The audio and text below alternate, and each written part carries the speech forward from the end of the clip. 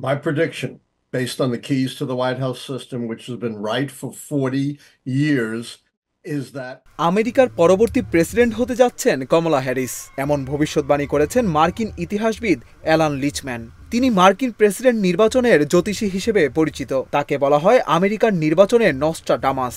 as votes up or down on the strength and এক video বার্তায় Lichtman বলেন, নির্বাচনে ডেমোক্রেটিক দল জিতবে, আমেরিকার পরবর্তী প্রেসিডেন্ট হবেন কমলা হ্যারিস। এবারের নির্বাচন নিয়ে এটি আমার ভবিষ্যৎবাণী।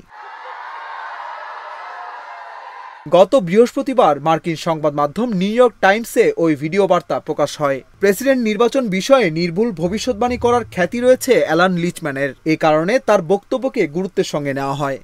Harris has had a positive effect upon a couple. Lichtman New York টাইমসকে বলেন, জয়ের জন্য পররাষ্ট্রনীতি গুরুত্বপূর্ণ। রিপাবলিকানদের পররাষ্ট্রনীতি ডোনাল্ড ট্রাম্পের হোয়াইট হাউস পুনরুদ্ধারের জন্য যথেষ্ট না। 1973 সালের পর থেকে ওয়াশিংটন ডিসির আমেরিকান ইউনিভার্সিটিতে অধ্যাপনা করছেন অ্যালান লিচম্যান। গত 40 বছরে 10টি প্রেসিডেন্ট নির্বাচন নিয়ে ভবিষ্যৎবাণী করেছেন তিনি। এর মধ্যে 9টিতেই তিনি সঠিক প্রমাণিত হন। কেবল 2000 সালে জর্জ ডব্লিউ বুশ যে আল গোরকে হারাবেন সেটি তিনি আগে থেকে বলতে পারেননি।